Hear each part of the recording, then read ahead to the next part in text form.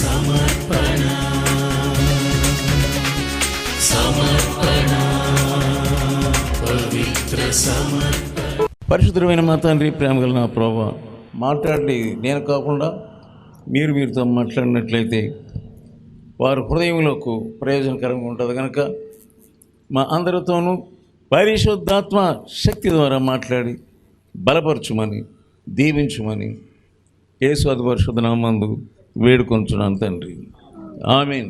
మానవులమైన మనం చేసేటటువంటి తప్పులు గాలిలోకి కలిసిపోతాయని అనుకుంటారు.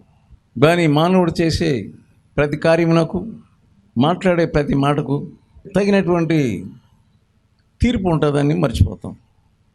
మరి ముఖ్యంగా ఆ సమయంలో పూర్తిగా మర్చిపోతాం. మానవుని స్వభావం అంతే. సాతాను కూడా ఏం చేస్తాడంటే మొద్దుతనం కలుగజేసి ఆ కార్యం జరిగించేటట్టు, అలాగే ఆ మాట మాట్లాడేటట్టు చేస్తాడు. మనం మాట్లాడే ప్రతి మాట, మనం చేసే ప్రతి క్రియ ఆయన సన్నిధిలో తీర్పు కొరకు కనిపెడతాం. 58వ కీర్తన మనం చదివినాం. 10-11 చూద్దాం.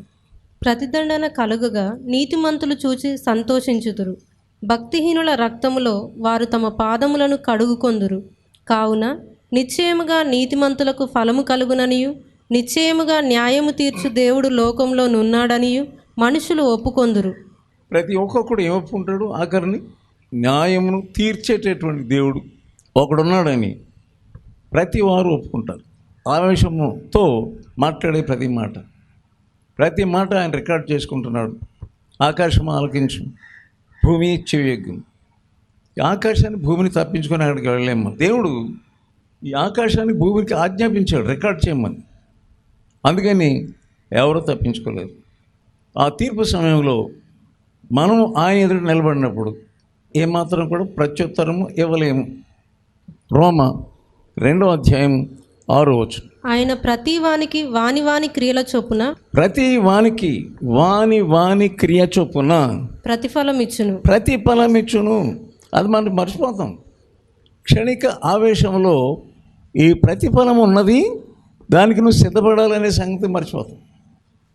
ఎన్నో సమర్థనలతో నువ్వు సమర్థించుకోవడానికి సకల విధాల ప్రయత్నం చేస్తావు. ఆదికాండం 3వ అధ్యాయం 17వ వచనం. ఆయన ఆదాముతో, నీవు నీ భార్య మాట విని తినవద్దని నేను నీకు ఆజ్ఞాపించిన వృక్ష ఫలములు తింటివి గనుక. నేను నీకు ఆజ్ఞాపించాను, నీ భార్య నీకు ఆజ్ఞాపించలేదు. ఆమె మాట విన్నావు, ఆజ్ఞాపించింది నేను. నువ్వు మాట విన్నది నీ భార్య మాట విన్నావు. భార్య ఎవరి మాట విన్నది? సైతాను మాట విన్నది. వీరు దేవుని మాటకు బదులుగా సాతాను మాటను మీరు విన్నారు. నీ నిమిత్తము నేల శపింపబడి ఉంది. నీ నిమిత్తం నేల శపించబడింది. నువ్వు చేసే ప్రతి పనికి పర్యవసానం ఉంది కదా. అరే ఎప్పుడే కదండి సృష్టించారు, మొదటి పాపం కదండి, మీరు కొంచెం తగ్గించండి. ఇది మానవుని దృష్టి. మరి ఫస్ట్లోనే మీరు శిక్ష పెట్టేస్తే ఎట్లాగా? దేవుడు రోషం కలిగినటువంటి దేవుడు. ఆయన అనుకున్నది వెనక్కి తీసుకోడు. దేవుని యొక్క న్యాయము జరుగుతుంది. నువ్వు వారంలో ఏమేమి చేస్తున్నావు, ఏ కార్యంలో పాల్గొంటున్నావు, ప్రతి దానికి పర్యవసానం ఉంటుంది. ఆయన చెప్పిన దానికి నువ్వు వ్యతిరేకంగా చేసావు గనుక అని ఉంటుంది. భార్య మాట విన్నావు గనుక. చాలామంది తండ్రి మాట వింటారు, తల్లి మాట వింటారు, వాళ్ళ మీద జాలిపడి దేవుడిచ్చినటువంటి వాక్యాన్ని ఉల్లంఘిస్తారు. వాళ్ళు బాధపడతారండి. మేము వెళ్ళకపోతే మా అమ్మమ్మ బాధపడుతుంది, మా నాయనమ్మ బాధపడుతుంది. నేను చాలామందికి చెప్తాను, మీ బంధువులకు ఇంటికి వెళ్ళొద్దు, ఇది నా మాట. నువ్వెవరి మాట వింటావు? మీ అమ్మ మాట వింటావు, మా అమ్మమ్మ మాట వింటావు. వాళ్ళు పెద్దోళ్ళు కనుక వాళ్ళు నేను వెళ్ళకపోతే బాధపడతారు అని వెళ్తావు. ఆ తర్వాత నీకు తెలుస్తుంది దేవుడు చెప్పిన మాట, దేవుని సేవకుడు చెప్పిన మాట, దానికి విలువ ఏమిటి. నీవు తప్పులో పడిన తర్వాత ఏడ్చి ప్రయోజనం ఏంటి? జరగకూడనటువంటి కార్యం జరిగిన తర్వాత ఏడ్చి ప్రయోజనం ఏమిటి? యోబు గ్రంథం 14వ అధ్యాయం 1వ వచనం. స్త్రీ కనిన నరుడు కొద్ది దినములే మిక్కిలి బాధ పొందును. పువ్వు వికసించినట్లు వాడు పెరిగి వాడిపోవును. పువ్వు వికసించినట్లుగా వాడు పెరిగి వాడిపోతుంది. నీ జీవితం అంటే ఏంటో తెలుసుకో. పువ్వు వలె వికసిస్తావు, ఆ తర్వాత వాడక తప్పదు, అది నీ జీవితం. పేతురు రాసిన 2వ పత్రిక 3వ అధ్యాయం 7వ వచనం. అయితే ఇప్పుడున్న ఆకాశమును ఇప్పుడున్న ఆకాశమును భూమియు భక్తిహీనుల తీర్పును నాశనము జరుగు దినము వరకు అగ్ని కొరకు నిల్వ చేయబడి అదే వాక్యము వలన భద్రము చేయబడి ఉన్నవి. ఆకాశంలో వాయుమండల దురాత్మలు ఉన్నాయి, భూమి మీద నరులు ఉన్నారు. ఎవరైనా సరే ఆ దినము కొరకు భద్రం చేయబడి ఉన్నది, లేక నాశనం మనకు నిర్ణయించబడింది. అంతే. ఇది మనం తెలుసుకోవాలి. దేవుడు నేను భద్రంగా కాపాడతాడా? వీటిలన్నిటిని అలాగే ఉంచాడట, మాయం చేయలేదు. వాక్యం చదువుతున్నాం, ఎన్నో కీర్తనలు మనం చదువుతున్నాం, మనం వాక్యాన్ని వింటున్నాం, కానీ కొంతమందికి గ్రహింపు అవడలేదు. గ్రహింపు కాకపోతే ఎంత చెప్పినా సరే నీవు అనుకున్నదే చేస్తాం. మనం ఏమైపోతామో, దేవుని యొక్క వాక్యమును ఉల్లంఘిస్తే ఏమైపోతామో మనకు కనబడుతుంది, వినబడుతుంది. 58వ కీర్తనలో 6వ వచనం చూద్దాం. దేవా వారి నోటి పనులను విరగ్గొట్టుము. ఈ దావీదు యొక్క ప్రార్థన. 57వ కీర్తన పైన టైటిల్ ఏముంది? గుహలో దావీదు సౌలు నొద్ద నుండి పారిపోయినప్పుడు అతడు రచించిన అనుపద గీతము. యెహోవా కొదమ సింహముల కోరలను ఊడగొట్టు. కొదమ సింహము అంటే సైతాను, అంటే సైతాను కోరలను బెరగొట్టు. మనం అలా ప్రార్థన చేయాలి. ఎందుకంటే అపవాది జరిగించేటటువంటి క్రియలు ఉన్నాయి. ఈ సైతాను వాళ్ళలో ప్రవేశించి వారిని చేయకూడనటువంటి కార్యములు చేయిస్తాం. కానీ ఈ సమయంలో మనం ప్రార్థన చేయకపోతే అట్లాగా ఏదో ప్రార్థన మొదలుపెట్టినవు. నీవు ప్రార్థన ఏది మొదలుపెట్టినా పర్వాలేదు. కొంతసేపటికి ఫస్ట్ లైన్ ఏమో అలాగన్నాడు, దవడపళ్ళు ఎరగొట్టామన్నాడు. 2వ లైన్కి వచ్చేవాడికి దానికి అర్థమైపోతుంది.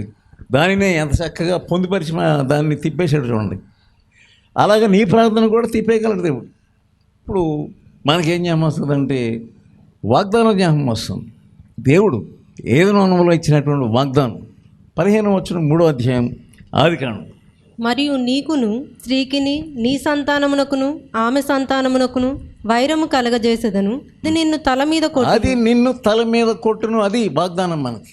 అది అంటే స్త్రీ సంతానం కనుక అది అన్నారు. అది యాక్చువల్గా చూస్తే ఏసయ్య వాని యొక్క తల, ఈ కదమ సింహం యొక్క తలని చెదకొట్టేస్తాడు. ఆ వాగ్దాన ప్రకారం సాతాను శక్తులకు ప్రభావం ఎలాగ అణచాలో దావీదుకు చక్కగా ఆత్మలో ప్రార్థన నేర్పించాడు. నువ్వు ఫస్ట్ ప్రార్థన ప్రారంభించాలి. ప్రార్థన ప్రారంభిస్తే ఆటోమేటిక్గా దేవుడు అది కాదురా బాబు ఎలా చేయాలో నేర్చుకొని క్షణంలో నీకు నేర్పించగలడు. ఇప్పుడు దేవుని యొక్క మారణ ఆయుధములను మనం చూస్తాం. తనలు 7లో మనం చూస్తాం. ఈ మారణ ఆయుధములలో బాణాలు ఉన్నాయి, కత్తులు ఉన్నాయి, విల్లు ఉంది. యుద్ధ సామగ్రి పట్టుకునేటువంటి వాళ్ళు ప్రతి దినము అది షార్ప్గా ఉందో లేదో చూసుకోవాలి. అలాగా దేవుడు ఏం చేస్తానంటే పదును పెడుతున్నాడు. కత్తులు ఉన్నాయి, కత్తులను పదులు పెడతా ఉన్నాడు. బాణాలు ఉన్నాయి, బాణం సరిగ్గా ఉందా? సైనికులు ప్రతిరోజు పదును పెట్టుకోవాలి. అలాగే దేవుడు ప్రతిరోజు పదును పెడుతున్నాడట. ఆఖరణ నువ్వు అనవసరంగా ఆయన తీర్పునకు నువ్వు గురైపోయి నరకంలో జారిపోయే కంటే ఈ ఆయుధాల్లో ఏది కోరుకుంటావు? ఎందుకంటే నీవు అనుకున్నట్టుగా జరగదు. దావీదుకి తెగులు స్టార్ట్ అయిపోయిన తర్వాత అతని యొక్క మైండ్ బ్లాక్ అయిపోయింది. అంతే. తెగులు కావాలా, కరువు కావాలా, నీకేం కావాలి? దావీదు ఏం నిర్ణయించుకోవాలో అతను అర్థమవుక నేను నీ చేతులు పడుతున్నాను, ఏం చేసుకున్నాడు. అప్పటికే చాలామంది చచ్చిపోయారు, వేల మంది చచ్చిపోయారు. ఏం పాపం చేశాడు? ఏదైనా వ్యభిచారం చేశాడా, లేకుంటే ఎవరిని దొంగిలించాడా, లేదా వాళ్ళని చంపేశాడా? చేసిందంత ఏంటంటే తన మహిమ కొరకు లెక్కించాడు. అంతే. ఆ పాపం కొరకే గుండె బ్రదలపోయేటటువంటి వేదన. దావీదు వదలలేదు, నేను వదులుతాడు అనుకుంటున్నాను. పర్యవసానం ఎక్కడ నువ్వు అనుభవిస్తేనే అది నువ్వు అనుభవించలేవు. దానికి నీకు కృప కావాలి. కృప దయచేయి. నిజమే, నిన్ను క్షమిస్తాడు. నువ్వు వెళ్ళి దేవా నేను కుక్కలా ప్రవర్తించి, నేను పంది వెళ్ళి ప్రవర్తించాను అని నువ్వు పశ్చాత్తాపడినప్పుడు ఆయన రక్తం నిన్ను కడుగుతుంది. ఎందుకంటే పాప క్షమాపణ నీకు కావాలి. ఆదామవులను రక్తము కార్చి ఆ రక్తము వలన వాళ్ళ పాపాలు క్షమించాడు. వాళ్ళ పాపాలు క్షమించినంత మాత్రాన పర్యవసానం అనిపించలేదా? వేదన పెట్టాడు, పర్యవసానం పెట్టాడు, క్షమించు. ఆయన చాలా భయంకరుడైనటువంటి దేవుడు, బలమైనటువంటి దేవుడు. ఇశ్రాయేలు నడుస్తున్నప్పుడు మోషే ఏమంటున్నాడంటే, మేఘం ఆగినప్పుడు మీరు ఆగిపోవాలి. ఈ మందసం ఎత్తినప్పుడు ఎంత ప్రభావం ఉంటుందంటే 10వ అధ్యాయం సంఖ్యాకాండం 34వ వచనం. వారు తాము దిగిన స్థలము నుండి సాగినప్పుడు యెహోవా మేఘము పగటి వేళ వారి మీద ఉండెను. మేఘానికి ఆజ్ఞాపించాడు. అక్కడ ఆ మందసము సాగినప్పుడు ఏం జరుగుతుంది? మోషే, యెహోవా లెమ్ము, నీ శత్రువులు చెదిరిపోవుదురు గాక. నీ శత్రువులు చెదిరిపోదురు. అసలు ఆ మందసంలో శక్తి చూడండి, దేవుని సన్నిధి. అక్కడ శత్రువులందరూ ఎందుకు చెదిరిపోతున్నారు? వీళ్ళ యొక్క బలం వలన, వీళ్ళ యొక్క శక్తి వలన, వీళ్ళ యొక్క చేతి బలం వలన, లేకుంటే వీళ్ళ యొక్క ఆయుధాల వలన లేదు. మోషే ఏం ప్రార్థన చేస్తున్నాడు? దేవా, ఈ మందసం ఎత్తబడినప్పుడు నీ శత్రువులు చెదిరిపోదురుగాక. ఈ ప్రార్థన నేర్చుకోను. రాహబు ఏమంటుంది, మాకు ఈ సంగతి మేము విన్నప్పుడు మా గుండెలే కరిగిపోతున్నాయి. మందసం ఎత్తబడుతుందంటే దూరం ఉన్నటువంటి శత్రువులు అటు ఇటు చెదిరిపోతున్నారంట. ఎవరికి అర్థం కావట్లేదు, ఎందుకు పారిపోతున్నారో వాళ్ళకి అర్థం కావట్లేదు. మన ప్రార్థన ఎలా ఉండాలి? ఇప్పుడు మనం చేసే ప్రార్థనలో దుష్ట శక్తులు చెదిరిపోదురుగాక. మనకు సంబంధించిన పెద్దవాళ్ళు ఎన్నో సలహాలు చెప్తూ ఉంటారు మీకు. ఆ సలహాల వల్ల మీరేం చేస్తారంటే లాగేయబడతారు. కాబట్టి మీరు దేవుని కాపుదలను పోగొట్టుకుంటారు. ఒక కుమార్తెగా, ఒక భార్యగా నువ్వు చేయవలసినదే ఈ ప్రార్థన నువ్వు చేయాలి. దేవా, మేము ప్రార్థనలో నీ మందసమును ఎత్తిపట్టుకుంటున్న సమయంలో చుట్టూన్నటువంటి చీకటి శక్తుల ప్రభావము చెదిరిపోదురుగాక. అన్ని కాపుదల కింద ఉంటుంది. నీవు దేవునికి లోబడకుండా నువ్వు అన్యాచారములు చేయొచ్చు, నీ సన్నిధిని చెదిరిపోదురుగాక అన్నావంటే ఉన్న శత్రువులంతా నేను పట్టుకుని దెయ్యాలుగా మారి నిన్ను పిచ్చిదానికి చేసి పడేస్తాను. ఎందుకంటే నువ్వు చెప్పిన మాటను వినకుండా తల్లిదండ్రుల మాట వింటున్నావు. నువ్వు ఏం చేయాలి? అటువంటి సమయంలో వాళ్ళు తీసుకొచ్చిన 10 దాన్ని చెదరగొట్టేసి నన్ను చంపేటువంటి నా విషయంలో చేయొద్దని చెప్పేవాళ్ళగా ఆ రోజున వాళ్ళు చేసి ఉంటే ఈ రోజున మందసం లేస్తున్న సమయంలో ఈ ప్రార్థన నీకు చెల్లుతుంది. చాలామందికి ఎలా ప్రార్థన చేయాలో అర్థం కావట్లేదు. క్రైస్తవులైన వారు మేము ప్రార్థన చేస్తున్నామండి, ఏం జరగట్లేదు. మోషే ప్రార్థన చేయగా ఈ కార్యాలు జరిగినాయి. అంత శక్తి ఉంది. ఎందుకంటే మోషే భూలోకమందరిలో సాత్వికుడు, దీనమనసు గలవాడు. ఇశ్రాయేలీయులకు తన కార్యములు మోషేకి తెలియజేశాడు, తన మార్గములు. ఆయన మార్గాలు కనుక్కుంటావు. ఏ మార్గం కరెక్ట్? నువ్వు నిజంగా దీనుడు అయితే, నిజంగా సాత్వికుడు అయితే ఆయన మార్గంలో నీకు బయలుపరుస్తాడు. ఇశ్రాయేలీయులు నమ్మడానికి క్రియలు కావాలి వాళ్ళకి. నిజంగా దేవుడు ఉన్నాడు అంటారు. కానీ దేవుని యొక్క మనసును కనుక్కోవాలంటే అది మోషేకే సాధ్యం. నీకు దేవుని మనసును కనుక్కోవాలంటే దేవునికి విధేయత చూపించు. అప్పుడు ఆయన మార్గాలను అర్థం చేసుకుంటావు. ప్రకటన గ్రంథం 6వ అధ్యాయం 9వ వచనం. ఆయన 5వ ముద్రను విప్పినప్పుడు దేవుని వాక్యము నిమిత్తము తామిచ్చిన సాక్ష్యము నిమిత్తము వధింపబడిన వారి ఆత్మలు బలిపీఠం క్రింద చూచి. నీవు వధించబడాలండి దేవుని వాక్యం కొరకు. దీని కొరకు దేవుని యొక్క రాజ్యం ఎదురు చూస్తాం. ఈ దినములలో ఆల్రెడీ దేవుని వాక్యం కొరకు వధించబడిన వారు ఉన్నారు. వీరిని గురించి నువ్వు ఆలోచించుకోవాలి. దేవుని రాజ్యం ఎలా కట్టాలి? నువ్వు వధించబడడానికి సిద్ధంగా ఉండాలి. వధించబడినటువంటి ఆత్మలను మనం చూస్తున్నాం. దేని కొరకు వధించబడ్డారు వాళ్ళు? దేవుని వాక్యం కొరకు. అలాగే తామిచ్చిన సాక్ష్యం కొరకు. వారు నాత సత్యస్వరూపి పరిశుద్ధుడా, ఎందాక తీర్పు తీర్చకయు మా రక్తము నిమిత్తం భూనివాసులకు ప్రతిదండన చేయకయు. రక్తము కార్చిన వారు, నీవు రక్తం కార్చిన వారి యొక్క లైన్లో ఉండాలి. మా రక్తము నిమిత్తము ఎప్పుడు నువ్వు తీర్పు తీర్చుతావు అంటే తీర్పు ఉందనే కదా. ఎవడైతే నేను చంపాడు, ఎవడైతే నేను కొట్టాడు వాడికి తీర్పు ఉంది. మనం చచ్చిపోవడానికి సిద్ధంగా ఉండకపోతే అసలు తీర్పును తాపించుకోలేము. 11వ వచనం. తెల్లని వస్త్రం వారిలో ప్రతివానికి ఇవ్వబడెను, మరియు వారి వలనే చంపబడబోవు వారి సహదాసుల యొక్కయు నీవు నేను సహదాసుల యొక్కయు సహోదరుల యొక్కయు లెక్క పూర్తి అగు వరకు. లెక్క పూర్తి కావాలి. ఎవరితో పూర్తి అవుతుందంటే నీతో నాతో పూర్తి అవుతుంది. అందుకని నీ శ్రమలు. ప్రతి వారు నిందించడం అందుకే. నీ దగ్గర బాగా మేలు పొందిన వారిని నిందించడం దాని కొరకే, లెక్క పూర్తి అవ్వడానికి. మనలను ఈ లెక్కలో చేర్చినందుకు స్తుతించాలి. ఈ లెక్క పూర్తి చేయబడే వారి కొరకు ఇంకా కొంచెము కాలము విశ్రమింపవలనని, ఇంకా కొంతకాలము విశ్రమింపాలి. కొంతమంది పిరిగి బందలుగా ఉండి వెనక తగ్గుతారు. ఈ లిస్టులో ఉండు. 10వ అధ్యాయం మత్తయి సువార్త 26వ వచనం. కాబట్టి మీరు వారికి భయపడకుడి, వారికి మీరు భయపడవద్దు.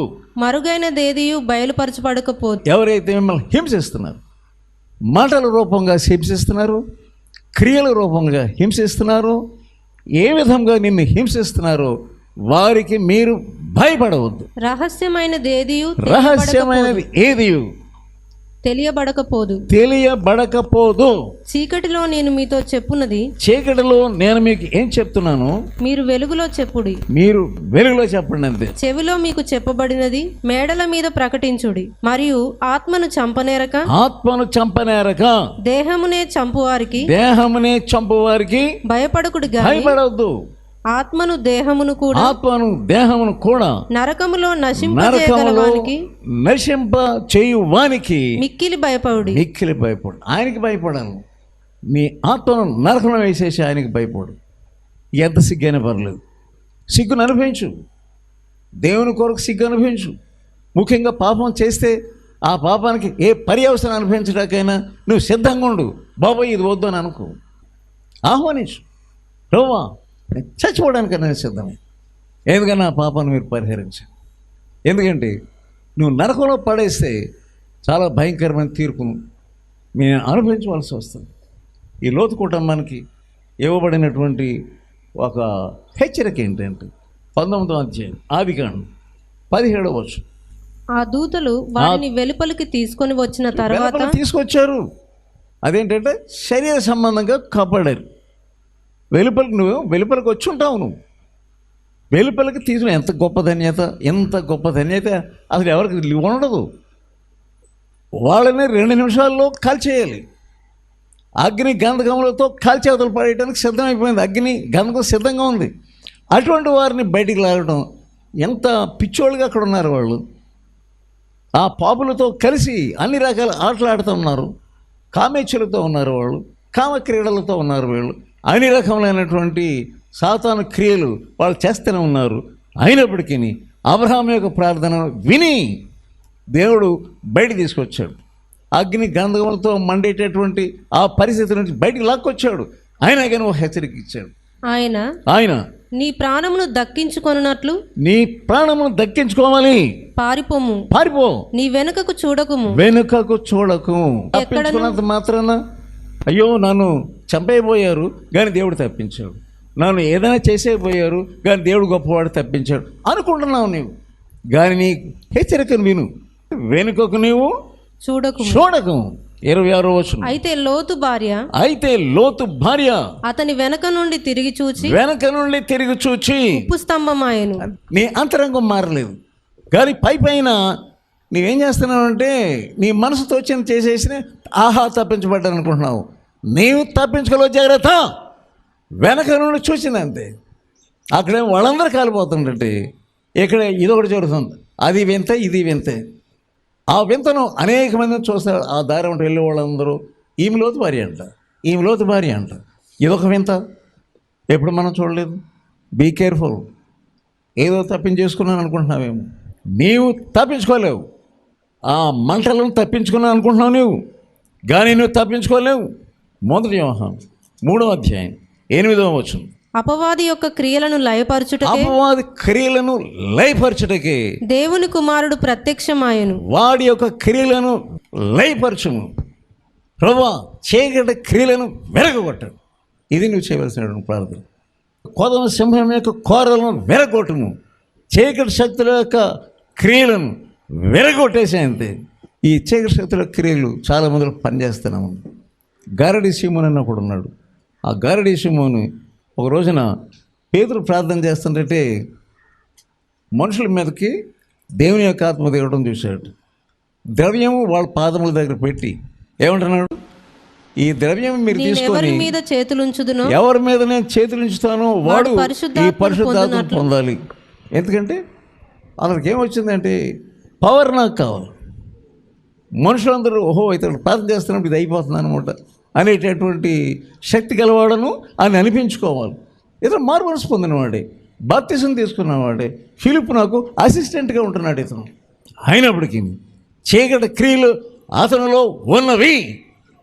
ఎప్పుడైతే పేతురు తన ఎదుట ఉన్నాడో అపవాది క్రియలను బయటలాగాడంతే. అప్పుడు ఎలా ఉంటున్నాడు? ఏం చేయలే అతను. ఏమంటున్నాడంటే నువ్వు నా దగ్గర పెట్టినటువంటి వెండి నీతో పాటు అంటే నువ్వు నశించదుగాక. అది వెండి తర్వాత ఫస్ట్ నీతో పాటు వెండి నీవు ఈ రెండు కూడా నశించును గాక. నశింప చేయవలసినటువంటి వాటిని మనం నశింప చేయాలి.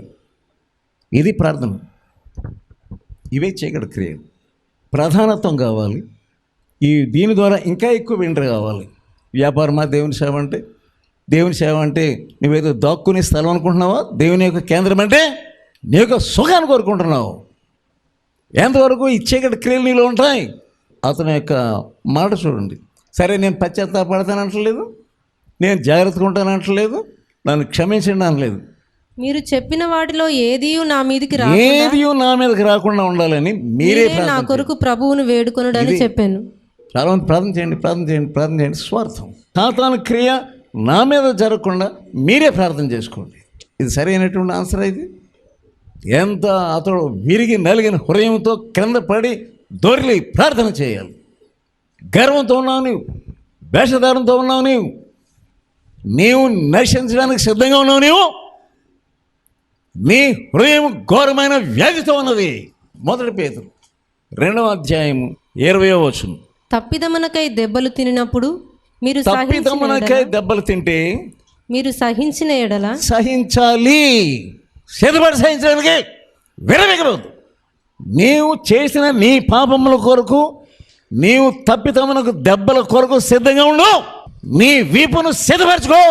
నీ ఇష్టానుసారంగా నేను దడేద్దాం అనుకుంటున్నావేమో, నువ్వు దడలేవు.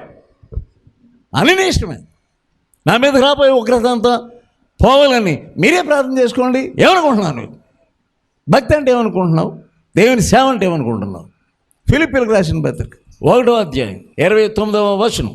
ఏలయనగా మీరు నా యందు చూచినట్టు పౌలు అంటున్నాడు, నా యందు మీరేం చూశారు? క్రీస్తునందు విశ్వాసం ఉంచటం మాత్రమే గాక. క్రీస్తునందు విశ్వాసం ఉంచమండి పరలోకంకి వెళ్ళిపోతామండి. భయం లేదు నీకు. ఆయన నేను పరలోకంలో నెట్టేసేయాలి, లాగేసేయాలి, ఈసిరేసేయాలి పరలోకంలోకి. నీకు భయం లేదు. నీకు ఏమనుకుంటున్నావు? యేసుప్రభు అంటే ఆయన పక్షంగా శ్రమ పడాలి. అది భక్తి అంటే. నీ విగ్రహాన్ని పగలగొట్టవు. నీ గుండెలలో ఉన్న విగ్రహాన్ని పగలగొట్టవు. ఏసై నిన్ను బుజ్జి పాపాలకు ఉయ్యాల్లో పెట్టి ఊగిస్తూ ఉండాలి. పరలోకాన్ని తీసుకెళ్ళిపోవాలి. ఆయన పక్షంగా శ్రమపడు. 2వ తెస్సలోనికీ 1వ అధ్యాయం 6వ వచనం. ప్రభు అయిన యేసు తన ప్రభావమును కనబరుచు దూతలతో కూడా పరలోకం నుండి అగ్నిజ్వాలలలో ప్రత్యక్షమైన పరలోకము నుండి తన దూతలతో అగ్ని జ్వాలలలో దిగి వస్తాడు. దేవునిని ఎరగని వారికి మన ప్రభు అయిన యేసు సువార్తకు లోబడని వారికి ప్రతిదండన చేయునప్పుడు ప్రతిదండన సిద్ధంగా ఉంది. లోబడట్లేదు వాక్యానికి. వాక్యం ఒకటి చెప్తే ఇంకొకటి ఏంటో బొజ్జగింపు మాటల్లో బొజ్జగింపు ప్రార్థనలు చేస్తున్నాను. నీ ఇష్టానుసారమైన ప్రార్థన చేస్తాను. తప్పించు ప్రభు. ఏంటి తప్పించాలి? ఎందుకు తప్పించాలి? నీ పాపపు సేవను నాశనం చేస్తున్నాను తెలిసేయు. నీ ఇంకా సరైన ప్రార్థన రావట్లేదు. నీకు ప్రతి దండన సిద్ధంగా ఉంది. ఏమనుకుంటున్నావు? ఆయన ప్రతి దండన చేయడానికి అగ్ని జ్వాలలలో రాబోతున్నాడు. తెలుసుకోది. భక్తి అంటే నీ ఇష్టానుసారంగా చేసేది కాదు. మిమ్మును ఎవరైతే శ్రమపరుస్తున్నారో అంటే నీతిమంతులను. ఇతరండి మాకు తెలుసండి ఇతను ఈ భక్తి సంగతి ఎప్పటి నుంచో చూస్తూనే ఉన్నాం కదా. ఎవరైతే నేను శ్రమపరుస్తున్నారో వారికి వాళ్ళకి శ్రమ ఇప్పుడు సిద్ధంగా ఉంటుంది. దేవుని సేవకుడుగా నేను హెచ్చరిస్తున్నాను. ఎవరైనా సరే, ఎవరినైతే నువ్వు శ్రమపరుస్తున్నావు, నీకు శ్రమపరచు, నీకు శ్రమ. గుర్తుంచుకోండి. ఆకాను విషయంలో యెహోషువ అన్నాడు, నీవు మమ్మలను శ్రమపరిచావు. ఎందుకు శ్రమపరిచాడు? పాపమును చేసి పాపమును దాచి ఆకాను ఆ ఇశ్రాయేలును శ్రమపరిచాడు. నీవు మమ్ములను శ్రమపరిచావు కనుక అతడికి శ్రమ తప్పలేదు. శ్రమ పొందుచున్న మీకు మాతో కూడా విశ్రాంతి అనుగ్రహించట. పౌలు శ్రమ పడ్డాడు, మనం శ్రమ పడమంటున్నాడు. బీ కేర్ఫుల్, ఏం చేస్తున్నావు? ఎందుకంటే ఆయన సింహాసనం మీద ఆసీనుడై ఉంటాడు. ఆయన అందరిని నిలబెడతాడు, గొర్రెలు మేకలు నిలబెడతాడు. ఆయన గ్రంథంలో ఇవ్వబడింది. ప్రతి వానికి వాని క్రియలు చొప్పున తీర్పు జరుగును. ఎవరి పేరైన జీవ గ్రంథం అందు వ్రాయబడినట్లు కనబడని ఎడల ఆజ్ఞ గంధకములతో మండు గుండంలో పాలు పొందదు. అది రెండవ మరణం. ఆ మరణం కాకుండా సరైన రీతిగా పశ్చాత్తాపడు. ప్రభా, నాకు సరైన గ్రహింపు దయచి, ఈ చీకటి నుంచి నన్ను విడుదలచ్చి సరైనటువంటి వెలుగు నాలోనికి పంపించి నీతో పాటు మేము సహవాసం చేయడానికి మాకు సహాయం చేయని ప్రార్థన చేసుకుందాం. పరిశుద్ధమైన మా తండ్రి, ప్రేమగల నా ప్రభువా, మీరు అనుగ్రహించిన వాక్యం కొరకు నీకు వందనము. వాక్యమే మమ్మల్ని పరిశోధించగలదు, వాక్యమే మమ్మల్ని తీర్చిదిద్దగలదు. మీ యొక్క జ్ఞానం మాకు అవసరం. మీ ఆత్మను మాలోనికి పంపించి మేము ఏం చేయాలో, ఎలాగా నీ కార్యక్రమం పొందాలో దావీదుకి ఇచ్చిన జ్ఞానాన్ని మాకు అనుగ్రహించు. యేసు నామమున వేడుకొంచున్నాను తండ్రి, ఆమేన్. మన తండ్రి అయిన దేవుని యొక్క ప్రేమ, క్రీస్తు ప్రభు వారి యొక్క కృప, పరిశుద్ధాత్మ యొక్క శక్తి మనలను ఆవరించి ప్రతి విధమైనటువంటి చీకటి తెరలను తొలగించి రక్షణార్థమైనటువంటి జ్ఞానమును, తీర్పును తప్పించుకునేటటువంటి గ్రహింపును ఆయన మీకు అనుగ్రహించి సరైన రీతిగా ఆయన మార్గంలో సిద్ధపడి ఆఖరి దినము కొరకు మిమ్మల్ని తగిన రీతిగా సిద్ధపరచునుగాక. ఆమేన్. ఓపికతో ఫలించు అనే పుస్తకాన్ని చదివి అనేకులు మేలు పొందుచున్నారు. ప్రతి ఒక్కరూ తప్పక చదవాల్సిన పుస్తకం. ఈ పుస్తకాన్ని చదువుతున్నప్పుడే పరిశుద్ధాత్మ శక్తి బలంగా మీపైన పనిచేస్తుంది. ఈ ఆధ్యాత్మిక పుస్తకం కొరకై వెంటనే మమ్ములను సంప్రదించండి. సమర్పణ పత్రిక. ఈ పత్రిక మిమ్ములను సూక్ష్మంగా పరిశీలించి దైవవాక్యాన్ని అందించి మీ జీవితంలో విశ్వాసం యొక్క అవసరతను తెలియజేస్తుంది. ఈ పత్రిక చదివిన కొందరు రక్షణ పొందడమే కాక దైవ సేవలో కూడా పాల్పొందుచున్నారు. మరెన్నో ఆధ్యాత్మిక పుస్తకములు మీ కొరకు సిద్ధంగా ఉన్నవి. మా చిరునామా బి ముఖర్జీ, సమర్పణ మినిస్ట్రీస్, చిన్నగొలపాలెం, వయా మొగుల్తూరు, పశ్చిమ గోదావరి జిల్లా. Pin code 534281. మా ఫోన్ నంబర్ 9542037489, 9390108373.